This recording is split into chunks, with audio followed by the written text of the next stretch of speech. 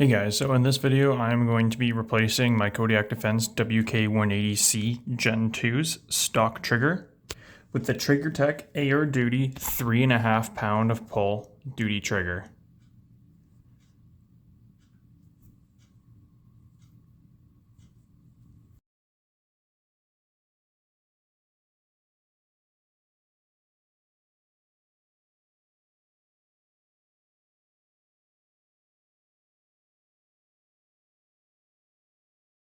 I actually got this trigger from a raffle that I won, so take that as you will.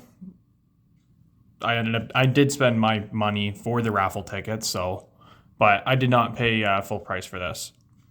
And the reason I am changing out the trigger on my 180C and not my K9, which is my favorite rifle right now, is the fact that I emailed Kodiak Defence and asked them if this would work in the K9, and they said it works better with WK180C over the K9. They prefer and recommend that you get the AR9 duty pistols triggers. So that's what I'm gonna do. I'm thinking I might order a new trigger for my K9 if I like how this performs. I'll probably stick with TriggerTech.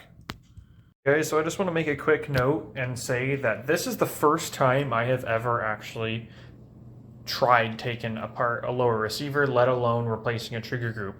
So if I could figure this out in an afternoon, I think it is very doable for anyone who is looking to do this themselves to do, especially with this step-by-step video. I think it really going to help someone out. I personally wasn't able to find anything on YouTube or anywhere else online explaining how to do this with the WK180C. There are some just standard AR-15 videos out there, but this gun does differ slightly from the standard AR-15, which is why it is Canadian legal. So that being said, there are some small differences on the steps as to how to replace a trigger group in this gun versus just a regular duty gun. Alright guys, so first thing is first. The first thing you're going to want to do to replace your trigger in your Kodiak Defence WK180C Gen 2 is to remove the pins that hold your upper receiver on. So I already have them pushed out, and to do so you're going to have to push on the springs back here to release. Alright guys, well that was too difficult to do with only one hand, so I had to put the camera down and do it with both hands. Nonetheless, you just push in the pin here to release the spring pressure so you can actually pop it off of the lower receiver itself. So we will be putting the upper receiver up here because we do not need it for this video. We are solely going to be working on the lower receiver here. Alright guys, so for the ease of filming this, I've already removed both of the pins, as you can see, and I've just put a couple of punches in their place, just so it's easier for me to remove them to show how to do this. So, once you get the lower removed, you are not removing the pins yet. First thing you are going to do is you are going to remove, if you can see this, there is a little pin here, right there, that you need to remove. Once you get that out, you're going to be able to remove the bolt catch itself and the bolt catch lever. When doing so, just have an eye because the spring is under tension and it will try leaping out at you. So I'm going to do that now off camera because I need two hands to do this, and I'll show you what it looks like once this is popped out. So now that I have the bolt catch removed, this is what these pieces look like. So this is the actual retention pin here. The first thing you're going to remove. When it sits in the gun, it is sitting in there in this orientation. I find the easiest way to remove it is to actually spin it so that the opening is on the top, and then you can just push it down into the actual lower receiver of the gun. You just have to flip the gun upside down to remove it. Now I've done this a couple times now, and by far that's the easiest way that I've found of doing that. Now, to remove the spring and the actual bolt catch and the bolt catch lever itself, there's two ways I found of doing that. The actual bolt catch sitting in the gun goes in there like so. You can either push it into the middle of the gun, which causes it to jump off of the actual like the offset on the actual lever itself, which makes it fall apart. Alternatively, you could just pull the actual lever straight out of the gun, which makes everything fall apart. Mind you, you definitely want to keep your hand over top of this spring because it might try running away from you. Luckily, this is a very large spring, and it would be quite easy to find if it did run away from you. Guys, so I actually forgot one important step before you remove the 2 pins to take out the actual trigger. As you can see, I've already actually taken mine out. Forgot this step. But what you're going to want to do, flip your gun over, and you got your safety here. Now, I believe this is a 3/32 or a 5/64 Allen key. So we're going to use this. Oops. I believe that's the size for this. Well, it's just spinning because it's got no pin in there right now. Alright, so I broke it. Or broke the, didn't break the thing, but I broke the hold. So, remove screw, take the first half of your safety off, and then you are going to remove the pin that is in your handguard, or your pistol grip. As you can see, that's already out. So now you're going to remove this, and you're going to see there's a spring in there. Very important you don't lose that spring. It's actually a lot bigger than it looks. It goes actually into the pistol grip itself. And then, I believe it's called the detent. Oh, there goes the other half of my safety. It just fell out. And there you go. So what's important to note with this little pin here is that when you put it back in, it looks like a little bullet.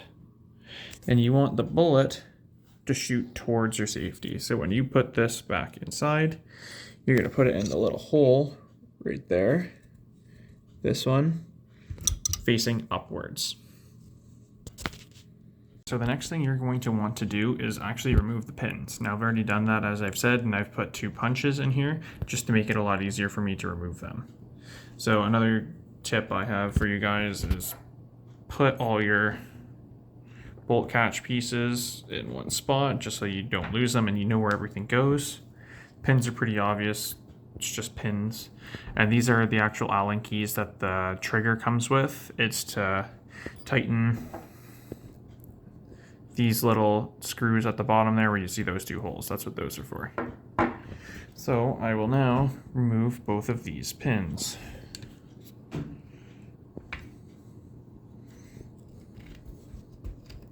So we're going to do the top one first. Now they are under spring tension, as you can see, as it has just jumped out at me. Normally I'd put a hand over top of it to, prevent it from jumping out quite as far, but don't really need to do that because it's not going to go too far. I tried using the palm of my hand to stop it. So next we're going to do the actual trigger pin, and there we go. The whole trigger assembly falls out. Okay, so now that your lower receiver is pretty much completely disassembled, with the only things remaining being the buffer tube, the stock, and the actual mag catch here and release, pretty well absolutely everything else has been removed other than the pins. These ones don't back out all the way. It's just so you don't lose them. So now that everything's out of there, next thing you're going to want to do, take your trigger. As I've stated before, I'm using the TriggerTech Duty trigger, the AR-15 one. They do come with a little sticker at the bottom with a retaining screw on there. You want to make sure to take the retaining screw out.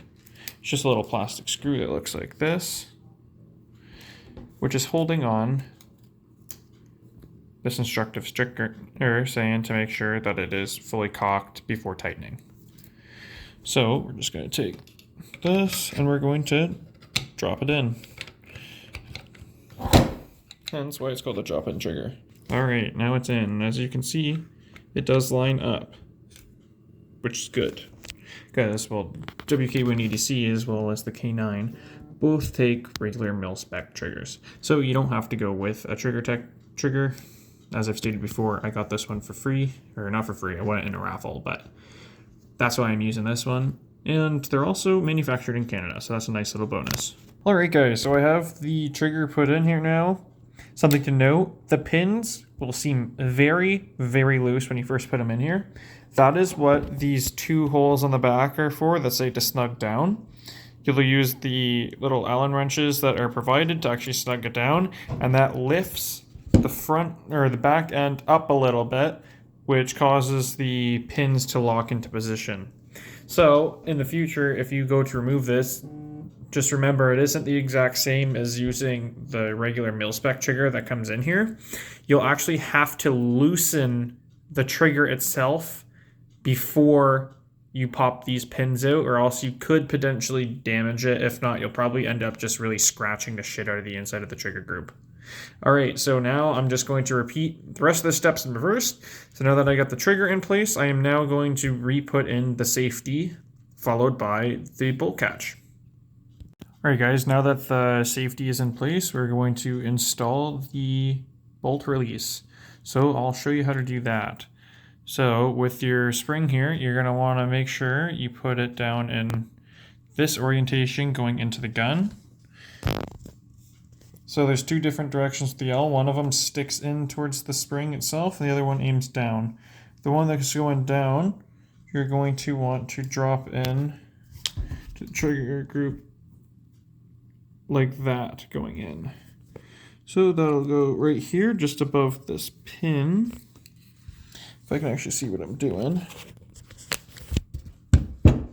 All right, so this is going to go in here. Ooh. Like so, no big deal. And then this piece here, you're going to want to set it in this orientation. So now the hook here is going to sit into that little groove. You can see that little indent. That's where the spring is going to sit. And then the bar is going to go through the hexagon here and actually lock it into place. So let's do that. Let's see if I can even do this. Alright guys, so I got the assembly back into position, which I'm going to say this now is probably the hardest part of the entire process, is putting that fucking thing back into place. This spring is a bitch.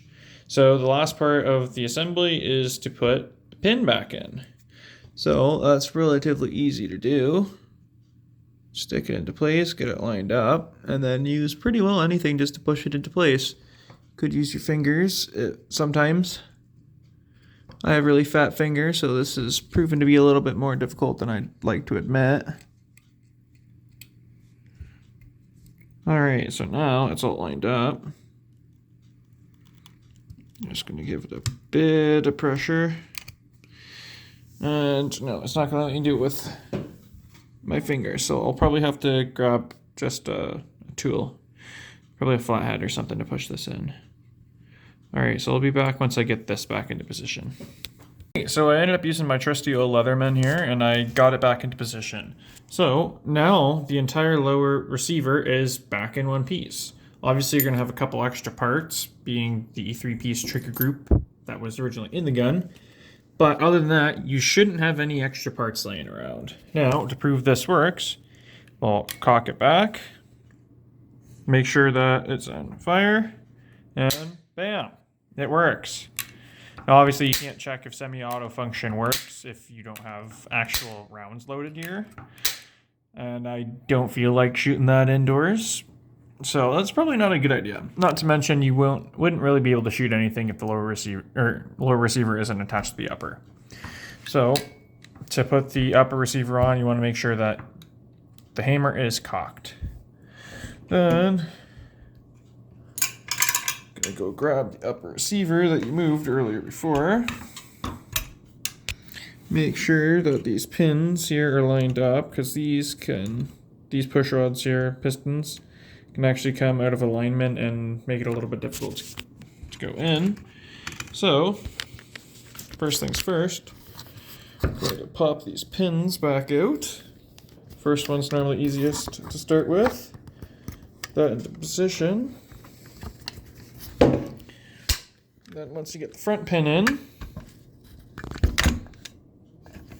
we'll flip the gun over